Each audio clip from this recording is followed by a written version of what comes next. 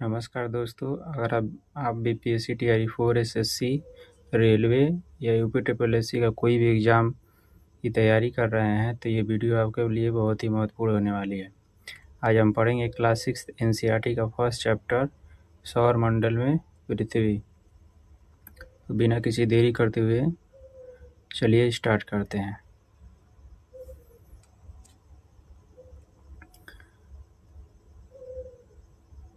इस लेसन में हम पढ़ेंगे इस अध्याय में हम पढ़ेंगे सोलर सिस्टम। उसमें एक रिकैप देख लेते हैं कि क्या क्या पढ़ने वाले हैं हम लोग। फर्स्ट है खगोलीय पिंड और तारे। इसमें पढ़ेंगे खगोलीय पिंड क्या होते हैं, तारे क्या होते हैं। फिर तारामंडल और ध्रुव तारा, यह तारामंडल किसको बोलते हैं, ध्रुव तारे के बारे में पढ़ेंगे हम लोग।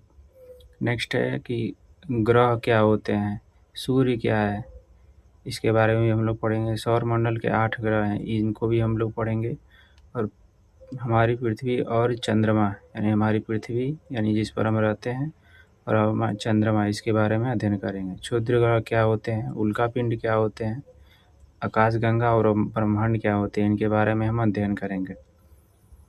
तो देखते हैं सबसे पहले खगोलीय पिंड और तारे। तो देखते हैं खगोलीय पिंड यानी सेलेस्टियल बॉडीज, परिभाषा क्या है, यानी किसको बोलते हैं खगोलीय पिंड। सूर्य, चंद्रमा और रात के समय आसमान में चमकने वाली सभी प्राकृतिक वस्तुएं खगोलीय पिंड कहलाते हैं। हम अपने आसमान में चारों तरफ देखते हैं, बहुत सी चीज़ें चमकती हुई दिखाई देती हैं।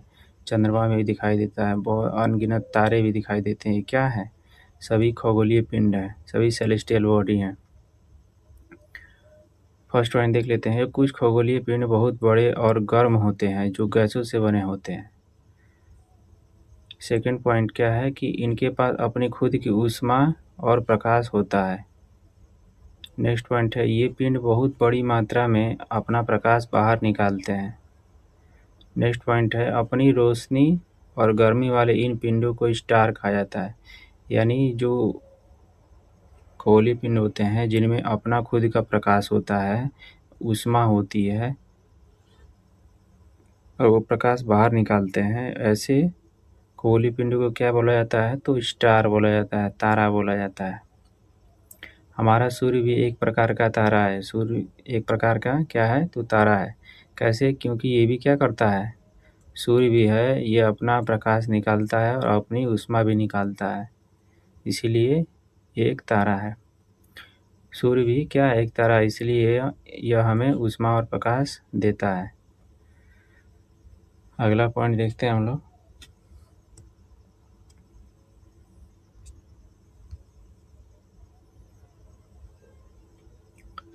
तारामंडल और ध्रुव तारा, इसके बारे में हम देखते हैं कि तारामंडल किसको बोलते हैं। तो आसमान में तारों के विभिन्न समूहों द्वारा बनाई गई आकृतियों को तारामंडल कहते हैं। जैसे यहाँ पे हम देख पा रहे हैं कि एक आकृति बनी हुई है इस प्रकार की। हम जैसे रात में सोते हैं तो आपने आसमान में बहुत सी आकृतियाँ तारों की बनी हुई देखी होगी। तो एक निश्चित जो आकृति बनी हुई थी, इनको क्या बोला जाता है, तारामंडल बोला जाता है। ये जो आकृति बनी हुई है एक सप्तर्षि ऋषि, ये सप्तर्षि तारामंडल है। यह जो आकृति बनी हुई दिखाई दे रही है सप्तर्षि तारामंडल है। फर्स्ट तारामंडल हमें देखते हैं अर्सा मेजर, या इसे बिग बियर भी कहा जाता है क्योंकि एक भालू जैसी आकृति हमको दिखाई देती है। यह अर्सा मेजर या बिग बियर, ये एक बड़ा तारामंडल है। नेक्स्ट है सप्तर्षि, सबसे आसानी से पहचाने जाने वाला तारामंडल जो हम ये देख पा रहे हैं आकृति बनी हुई है, ये सप्तर्षि तारामंडल के ही है। अगला पॉइंट है कि प्राचीन समय में लोग रात में दिशा जानने के लिए तारों का उपयोग करते थे। अब प्राचीन समय में कोई यंत्र या आधुनिक यंत्र नहीं थे, तो लोग उस समय ये जान गए थे कि हम तारों की स्थिति से हम दिशाओं का ज्ञान कर सकते हैं। क्योंकि जो तारे अधिकतर जो तारे थे उनकी स्थिति पता करने के लिए हम देख पाते कि कौन सी दिशा किस दिशा है। जैसे ध्रुव तारा है, वो हमेशा उत्तर दिशा में ही दिखाई देता है और अपनी फिक्स स्थिति में रहता है। इसलिए लोगों ने अनुमान लगा लिया कि ध्रुव तारा अपनी स्थिति बदलता नहीं है, तो इसको हम मानकर यह ज्ञात कर सकते हैं कि ये उत्तर दिशा में सदैव रहता है, इसीलिए इन्होंने उत्तर दिशा ज्ञात करने के लिए ध्रुव तारा का सहारा लिया। अगला पॉइंट देखते हैं, उत्तर दिशा बताने वाले तारे को ध्रुव तारा यानी पोलर स्टार कहा जाता है। अगला पॉइंट है कि ध्रुव तारा आसमान में हमेशा एक ही स्थान पर स्थिर रहता है। जो ध्रुव तारा है वो एक ही जगह स्थिर रहता है। ऐसा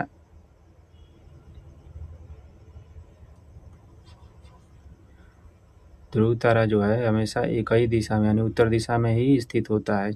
इसी कारण से हम उत्तर दिशा का ज्ञान कर पाते हैं। अगर वो मान लीजिए उत्तर दिशा में ना उसकी दिशा बदलती रहती तो हम दिशा नहीं ज्ञात कर पाते। सप्तर्षि की मदद से हम ध्रुव तारे की सटीक स्थिति का पता लगा सकते हैं। अब जो सप्तर्षि ऋषि बना हुआ है, यहाँ पे देख रहे हैं कि एक एंगल से हम देखने पे हमको ध्रुव तारे की स्थिति हमको एग्जैक्ट पता हो जाती है कि हाँ यही ध्रुव तारा है और यही उत्तर दिशा है। नेक्स्ट पॉइंट देखते हैं, प्लैनेट ग्रह किनको बोलते हैं, किनको नहीं बोलते हैं। तो देखते हैं परिभाषा क्या है कि वे खगोलीय पिंड जिनके पास अपना प्रकाश ऊष्मा नहीं होते हैं वो ग्रह कहलाते हैं। वहाँ पे देखा हमने कि जिनके पास खुद की ऊष्मा और प्रकाश था उनको हम क्या बोल रहे थे, तो स्टार बोल रहे थे। ये प्रॉपर्टी वाले को हम तारा बोल रहे थे। जैसे हमारा सूर्य है, उसके पास स्वयं का प्रकाश है, स्वयं की ऊष्मा है, इसीलिए वो तारा है। लेकिन ग्रहों के पास ऐसा नहीं है। वो न उनके पास ऊष्मा होती है न ही उनके पास प्रकाश होता है, इसीलिए वो क्या है, ग्रह कहलाते हैं। ग्रह तारों के प्रकाश से ही चमकते हैं। अब चूंकि जो ग्रह होते हैं उनके पास खुद का प्रकाश नहीं होता है, ना ही वो उत्पन्न कर पाते हैं, इसीलिए वो सूर्य के प्रकाश से ही या तारों के प्रकाश से ही ऊष्मा ग्रहण करके चमकते हैं। अंग्रेजी का शब्द प्लेनेट ग्रीक भाषा के शब्द प्लेनेटाई से बना हुआ है। प्लेनेटाई का अर्थ होता है चारों ओर घूमने वाला। यानी प्लेनेटाई का अर्थ क्या होता है कि ऐसा जो ग्रह जो चारों तरफ घूमता है, यानी ऐसी कोई वस्तु जो चारों तरफ घूमती हो। अगला पॉइंट है कि हमारी पृथ्वी एक ग्रह है जो अपना प्रकाश सूर्य से प्राप्त करती है। हमारी पृथ्वी भी क्या होती है, जो अपना जो प्रकाश होती है प्राप्त करती है सूर्य से ही प्राप्त करती है। और चूँकि हम पृथ्वी पे रहते हैं इसलिए वो हमको चमकती हुई नहीं दिखा देती है, लेकिन आज हम आकाश में जाके देखें तो हमारी पृथ्वी भी चमकता हुआ प्रतीत होगी। जैसे हमें चंद्रमा प्रकाशमय दिखाई देता है, वो भी प्रकाश उत्पन्न करता है, लेकिन चंद्रमा भी सूर्य से ही अपना प्रकाश लेता है। बहुत दूर से देखने पर हमारी पृथ्वी भी चंद्रमा की तरह चमकती हुई दिखेगी। हाँ दोस्तों, अगर हम आकाश से जाकर देखेंगे तो पृथ्वी भी हमारी चमकती हुई दिखाई देगी। महत्वपूर्ण बिंदु क्या है कि ग्रहों के पास अपना प्रकाश नहीं होता, वे सूर्य जैसे तारों से रोशनी प्राप्त कर लेते हैं। जो ग्रह होते हैं अपना प्रकाश वो स्वयं नहीं उत्पन्न कर पाते हैं, तभी तो उनको हम ग्रह बोल रहे हैं। अगर वह स्वयं उत्पन्न कर पाते तो वो तो तारों की श्रेणी में आ जाते। अगला पॉइंट देखते हैं, सौर मंडल यानी सोलर सिस्टम। क्या है सोलर सिस्टम, इसके बारे में हम लोग देखते हैं। तो परिभाषा क्या है, तो सूर्य 8 ग्रह उपग्रह और अन्य छोटे पिंड मिलकर सौर मंडल का निर्माण करते हैं। यानी ये सौर परिवार, ये देख रहे हैं सौर मंडल है। सौर मंडल इसका नाम क्यों है, क्योंकि जो सूरज है और इसके जो भी ये ग्रह हैं उपग्रह हैं और छोटे पिंडों से मिलकर पूरा सौर मंडल बना हुआ है, और इसका मुखिया कौन है, सूर्य है।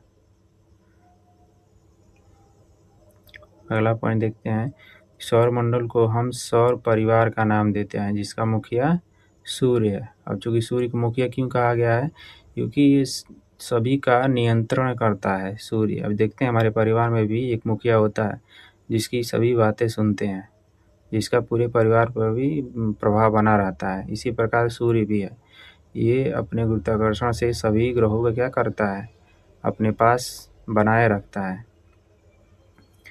अगला पॉइंट है कि सूर्य इस परिवार के बिल्कुल केंद्र सेंटर में स्थित है। और जब भी सौरमंडल है इसके पूरे केंद्र में कौन है, तो सूर्य है। सूर्य क्या है, सौरमंडल के केंद्र में है। यह बहुत बड़ा है और अत्यधिक गर्म गैसों से बना है। जो सूर्य है ये हाइड्रोजन और हीलियम गैसें से मुख्यतः बना हुआ है। सूर्य का खिंचाव और जो पुलिंग फोर्स है पूरे सौर मंडल को एक साथ बांधे रखता है। अब सूर्य का जो ग्रेविटेशनल फोर्स है, जो इसका पुलिंग फोर्स है, खिंचाव वाले सभी ग्रहों को अपनी तरफ खींच कर रखता है। ये चारों आपस में मतलब सभी जो उपग्रह हैं, ग्रह हैं, जो अन्य छोटे पिंड है, ये सभी अपनी स्थिति में बने रहें। अगला पॉइंट है कि सूर्य हमारी पृथ्वी से लगभग 15 करोड़ किलोमीटर दूरी स्थित है। जो सूर्य है हमारी पृथ्वी से कितनी दूरी पर स्थित है? तो 15 करोड़ किलोमीटर, यानी 15 करोड़ किलोमीटर हमारी पृथ्वी से इसकी दूरी है। महत्वपूर्ण बिंदु क्या है कि 15 करोड़ किलोमीटर दूर होने के कारण ही हम सूर्य की भयंकर गर्मी महसूस नहीं कर पाते। सोचिए दोस्तों, अगर ये दूरी जो है कि 15 करोड़ किलोमीटर ना होकर अगर इसमें से 1 करोड़ किलोमीटर भी दूरी कम हो जाए, 14 करोड़ किलोमीटर दूरी कम हो जाए, तो पृथ्वी पर कितनी गर्मी बढ़ जाएगी। अभी 15 करोड़ किलोमीटर की दूरी होने पर भी कहीं कहीं हम देखते हैं कि भारत में लगभग 45 डिग्री सेल्सियस या 49 या अभी तो रिकॉर्ड भी तोड़ रहा है कि 54 डिग्री सेल्सियस तापमान पहुंच जाता है। तो अगर सोचिए कि ये दूरी मात्र 15 से 14 करोड़ किलोमीटर हो जाए, 14 करोड़ किलोमीटर, तो ये टेम्परेचर आप सोच सकते हैं कहाँ तक पहुंच जाएगा। अगला पॉइंट देखते हैं, सौरमंडल के ग्रह यानी planet of solar system. Solar system यानी सौरमंडल में कौन कौन से ग्रह उपग्रह मिलते हैं, देखते हैं। इसका परिभाषा क्या है कि हमारे सौरमंडल में सूर्य से दूरी के क्रम में कुल 8 ग्रह मौजूद हैं। यानी जब हम सूर्य से दूरी के क्रम में लिखते हैं, यानी डिस्टेंस से इधर बढ़ते हुए, तो कौन कौन से ग्रह हैं? तो पहले कौन सा है? तो मरकरी है, यानी बुध है। फिर उसके बाद शुक्र है, उसके बाद हमारी पृथ्वी है, उसके बाद मंगल है, उसके बाद जुपिटर है यानी बृहस्पति है, उसके बाद सैटर्न है, उसके बाद यूरेनस है, उसके बाद नेपच्यून है। अब चूंकि ये 4 ग्रह हैं, इनको बोला जाता है आंतरिक ग्रह। और ये जो 4 ग्रह हैं यानी बृहस्पति से लेकर नेपच्यून तक, इनको बाह्य ग्रह बोला जाता है। इनको बाह्य ग्रह इसलिए बोला जाता है क्योंकि ये अधिकतर क्या है, ये गैसों और तरल से मिलके बने हुए हैं। और ये जो आंतरिक ग्रह हैं ये पर्वतों और मिट्टी से बने हुए हैं। इनको पार्थिव ग्रह भी बोलते हैं। जो आंतरिक ग्रह हैं इनको पार्थिव ग्रह भी बोलते हैं।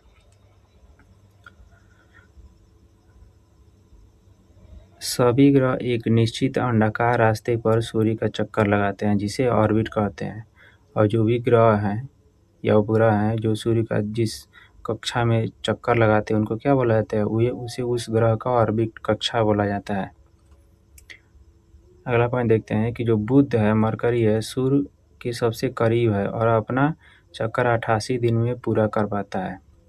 अब जो कि सूर्य के सबसे नज़दीक कौन है? तो बुध है, और ये अपना सबसे कम दिनों में चक्कर लगा पाता है। अब जैसे मान लीजिए कोई यहाँ पे मान लीजिए हम सूरज को बना लें, और बुध कहाँ है? तो बुध इस कक्षा में है, जो बुध है इस कक्षा में। और भी जैसे मान लीजिए और भी जो ग्रह आएंगे, जैसे मान लीजिए यहाँ पे शुक्र है,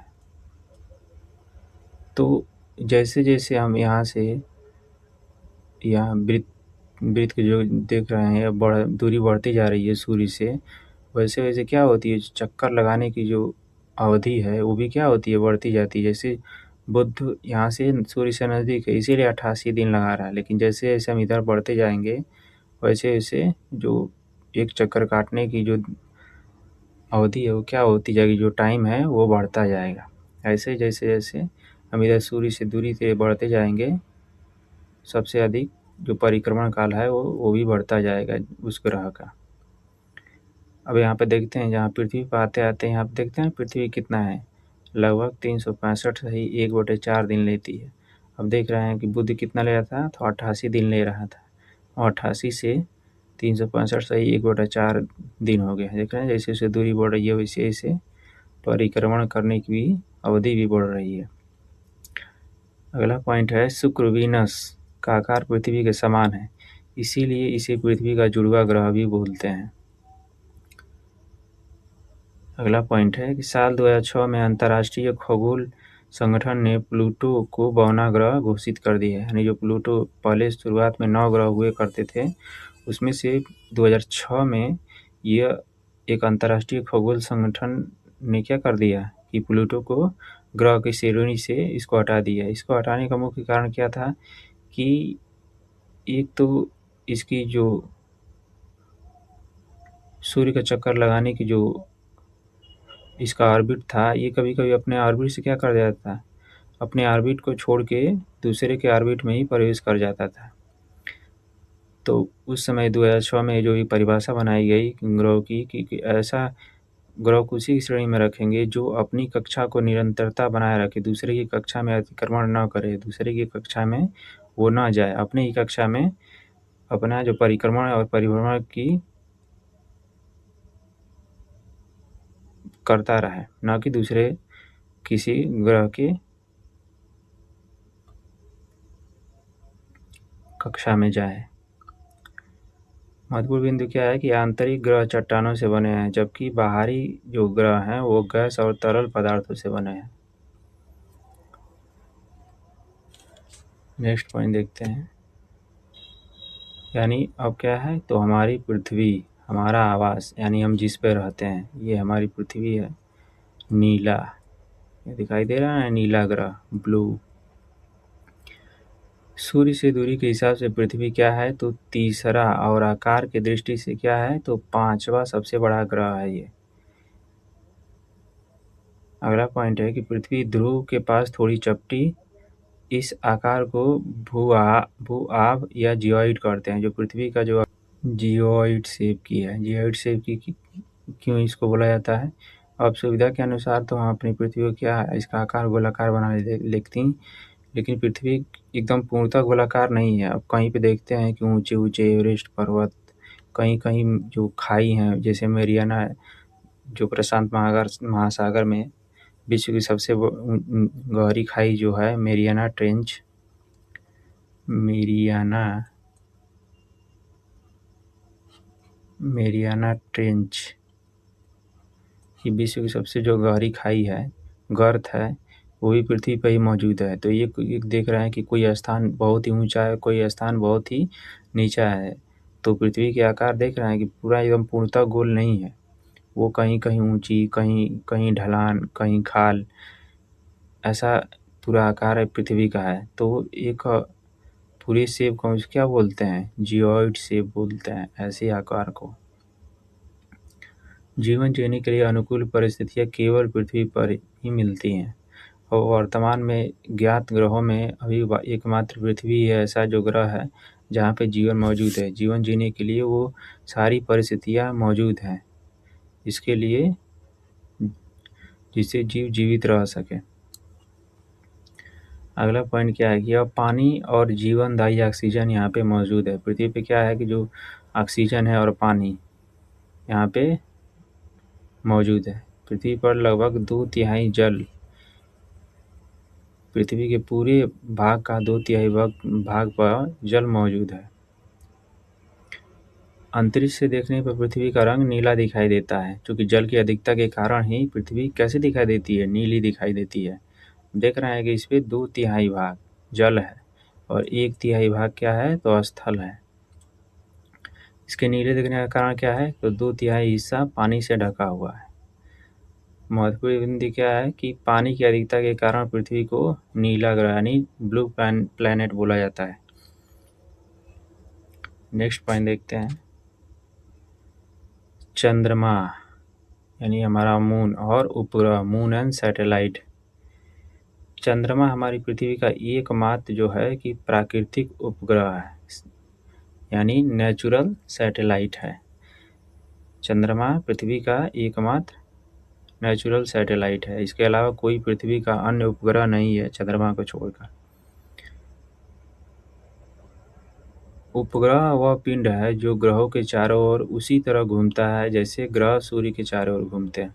अब जैसे हमारी पृथ्वी है, अन्य ग्रह जो सूर्य का जैसे चक्कर लगाते हैं, वैसे ही जो उपग्रह होते हैं उस ग्रह का भी सूर्य के जैसे ही चक्कर लगाते हैं। पृथ्वी का जो व्यास है, जो चंद्रमा का जो व्यास है पृथ्वी का व्यास का केवल 1/4 है। नेक्स्ट पॉइंट देखते हैं, यह हमसे लगभग 3,84,400 किलोमीटर की दूरी पर स्थित है। यानी जो पृथ्वी है उससे चंद्रमा की दूरी कितनी है, तो 3,84,400 किलोमीटर की दूरी पर स्थित है। नेक्स्ट पॉइंट क्या है, तो चंद्रमा पृथ्वी का एक चक्कर लगाने में 27 दिन का समय लगाता है। यानी पृथ्वी का जो एक चक्कर काटने में चंद्रमा 27 दिन लगाता है। 27 डेज ये अपना एक चक्कर पूरा करता है और इतने ही समय में अपने अक्ष पर भी घूम जाता है। यानी जितने टाइम में ये इसकी जो कक्षीय चाल है, इसकी जो कक्षीय चाल भी है वो भी 27 डे है और जो इसका अक्षीय चाल है वो भी कितना है, तो वो भी 27 दिन है। इसीलिए हम चंद्रमा का मात्र एक ही यानी वन साइड ही एरिया देख पाते हैं। इसी कारण से कि उसका कक्षीय चाल और अक्षीय चाल दोनों बराबर है, यानी परिक्रमण और परिभ्रमण दोनों ही सेम है। इसीलिए हम चंद्रमा का मात्र 59% ही भाग हम देख पाते हैं पृथ्वी से। बाकी जो है कि 41% भाग हम नहीं देख पाते हैं। इसी कारण हमें पृथ्वी से चंद्रमा का केवल एक ही भाग दिखाई देता है। इसी के कारण इसका परिक्रमण और परिभ्रमण जो गति है दोनों सेम डे ही में ही पूरा हो जाता है। महत्वपूर्ण बिंदु क्या है कि चंद्रमा की सतह पर पर्वत, मैदान और गड्ढे हैं जो पूर्णिमा के दिन छाया बनाते हैं। अब जैसे पृथ्वी पर देखते हैं ना, चंद्रमा पर हमेशा दिखाई देता है कि गड्ढे गड्ढे जैसी आकृति यानी ब्लैक ब्लैक छाई जैसे दिखाई दे रहा है। ये क्या है, तो ये पर्वत, मैदान और गड्ढे हैं। नेक्स्ट पॉइंट देखते हैं, क्षुद्र ग्रह क्या होते हैं, एस्टेरॉइड क्या होते हैं। तो क्या परिभाषा क्या है कि तारों, ग्रहों और उपग्रहों के अलावा अनगिनत छोटे पिंड भी सूर्य का चक्कर लगाते हैं, जिन्हें क्षुद्र ग्रह बोलते हैं। अब जैसे यहाँ पे देख रहे हैं कि ये छोटे छोटे जो क्षुद्र ग्रह बने हैं, बहुत छोटे छोटे पिंड, धूल कण, पत्थर बने हुए हैं, ये भी क्या होते हैं, ये भी सूर्य का चक्कर लगाते हैं।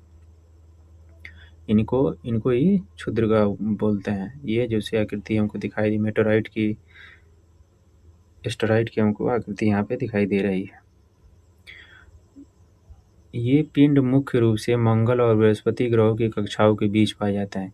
अब यहाँ पे देख रहे हैं जो कि ये मंगल है और ये यहाँ पे बृहस्पति है। ये इन्हीं दोनों कक्षाओं के बीच ही ये जो एस्टेरॉइड बेल्ट पाया जाता है और यहीं से क्या होता है कि जो पार्थिव ग्रह हैं या जो आंतरिक ग्रह हैं और जो बाह्य ग्रह, ये डिवाइडर का काम करता है। इनके पहले जो है कि पार्थिव ग्रह पाए जाते हैं या आंतरिक ग्रह पाए जाते हैं और इसके बाद बाह्य ग्रह पाए जाते हैं। वैज्ञानिकों के अनुसार यह माना जाता है कि क्षुद्र ग्रह वास्तव में ग्रहों के ही टूटे हुए हिस्से हैं। अब जो एस्टेरॉइड हैं ये मुख्य रूप से यानी वास्तविक रूप से इन्हीं ग्रहों के टूटे हुए छोटे छोटे भाग हैं जो सूर्य का चक्कर लगाते हैं। कई वर्ष पहले हुए बड़े विस्फोट के कारण यह ग्रहों से टूटकर अलग हो गए। वर्षों पहले जो इसमें टूट फूट की जो घटना हुई उसके कारण ये टूट कर एक एस्टेरॉइड बेल्ट बन गया और ये सूर्य का चक्कर लगाते हैं। अगला पॉइंट है, ये भी हमारे सौरमंडल का ही एक महत्वपूर्ण हिस्सा है। क्षुद्र ग्रह पट्टी सौरमंडल के आंतरिक और बाहरी ग्रहों को अलग करती है। आप देखते हैं ना यहाँ से जो पार्थिव ग्रह हैं या आंतरिक ग्रह हैं और यहाँ पे बाह्य ग्रह हैं। नेक्स्ट पॉइंट देखते हैं, उल्का पिंड। यानी उल्का पिंड क्या होती है, मेटेराइट्स क्या होते हैं। परिभाषा क्या है, तो सूर्य के चारों ओर चक्कर लगाने वाले पत्थरों के छोटे छोटे टुकड़ों को क्या बोला जाता है, तो उल्का पिंड बोला जाता है। जैसे हमको ये क्या आकृति यहाँ पे उल्का पिंड की हमको दिखाई दे रही है। क्या होता है, कैसे हमको दिखाई देते हैं ये, तो कभी-कभी ये छोटे पत्थर पृथ्वी के इतने करीब आ जाते हैं कि ये गिरने लगते हैं। चूँकि ये पृथ्वी के करीब आ जाते हैं, पृथ्वी का गुरुत्वाकर्षण बल प्रभावी हो जाता है और अपनी तरफ इसको खींचने लगता है।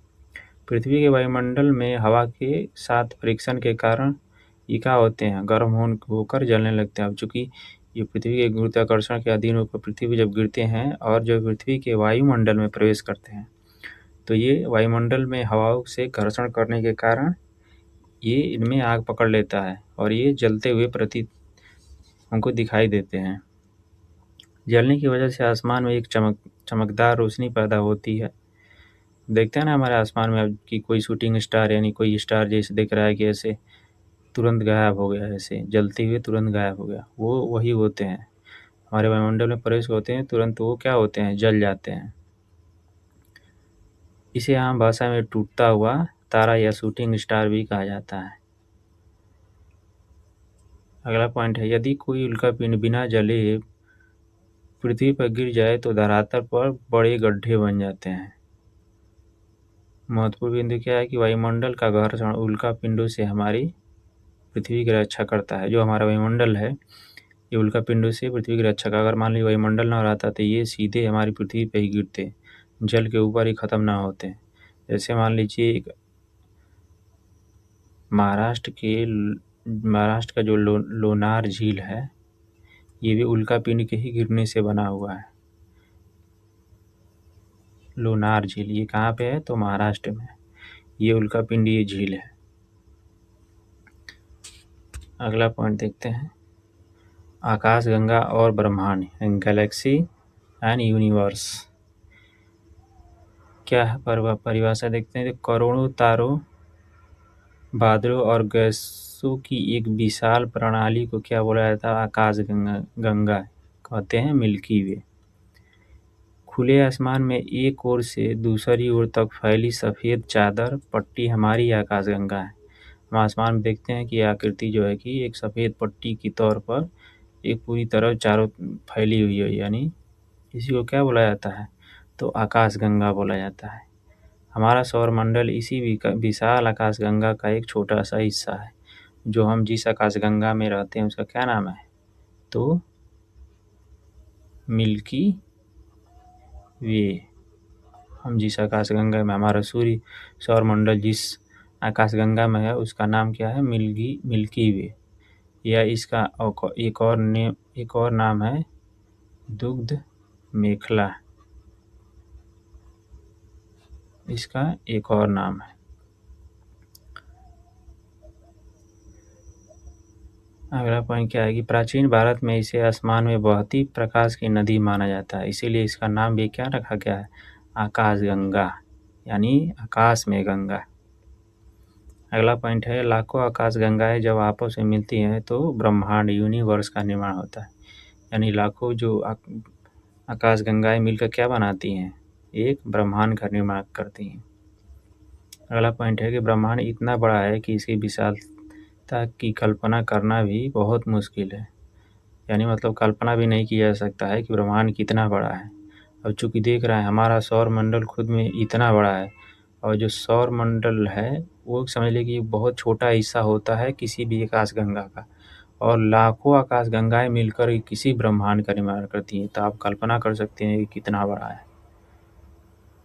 महत्वपूर्ण बिंदु क्या है कि हम पृथ्वी पर हैं, पृथ्वी सौरमंडल में है और सौरमंडल आकाशगंगा का हिस्सा है। अगला पॉइंट देखते हैं, अब संपूर्ण अध्याय का चित्र में हम सारांश विजुअल समरी देख लेते हैं। तो हमने शुरू में क्या देखा कि जो चंद्रमा यानी प्राकृतिक उपग्रह है, यह किसके अंदर आ रहा है, तो ये क्या करता है, पृथ्वी का चक्कर लगाता है। जो चंद्रमा है, जो पृथ्वी का क्या है, एकमात्र प्राकृतिक उपग्रह है, ये पृथ्वी का चक्कर लगाता है। और पृथ्वी क्या है, तो सौरमंडल का चक्कर लगाती है। यानी जो और 8 ग्रह हैं पृथ्वी के साथ, जो कुल मिला के 8 ग्रह हैं, वो भी क्या है, सौरमंडल का चक्कर लगाते हैं, जिसमें सूरज का चक्कर लगाता है। सौरमंडल किसका चक्कर लगाता है, तो आकाशगंगा का चक्कर लगाता है। यानी जो सौरमंडल बोल रहे हैं, सूर्य जो है आकाशगंगा का चक्कर लगाता है। और ये पूरी जो आकाशगंगा, सौरमंडल, पृथ्वी और पूरे उपग्रह, ये किसका हिस्सा है? तो वह पूरे ब्रह्मांड का हिस्सा है। अगला पॉइंट देखते हैं, महत्वपूर्ण अवधारणाओं के रिकैप हम देख लेते हैं कि अभी तक हमने क्या क्या पढ़ा है। तो हमने पढ़ा सूर्य और चमकने वाली वस्तुएं क्या होती हैं? खगोलीय पिंड होती हैं। और हमने क्या पढ़ा कि ग्रह तारों के प्रकाश से चमकते हैं और सूर्य का चक्कर लगाते हैं। हमने ग्रहों के बारे में पढ़ा कि वो सूर्य के प्रकाश से चमकते हैं, उनके पास अपना प्रकाश नहीं होता। अगला पॉइंट है, सूर्य सौरमंडल का केंद्र और ऊर्जा का एकमात्र स्रोत है। जो सौरमंडल है उसमें ऊर्जा का एकमात्र स्रोत सूर्य है, उसी से पूरा सौरमंडल संचालित होता है। अगला पॉइंट है, पृथ्वी एक अद्वितीय नीला ग्रह है जहाँ जीवन संभव है। और हमने क्या पढ़ा कि पृथ्वी जो चंद्रमा है पृथ्वी का उपग्रह है जो 27 दिन में एक चक्कर लगाता है।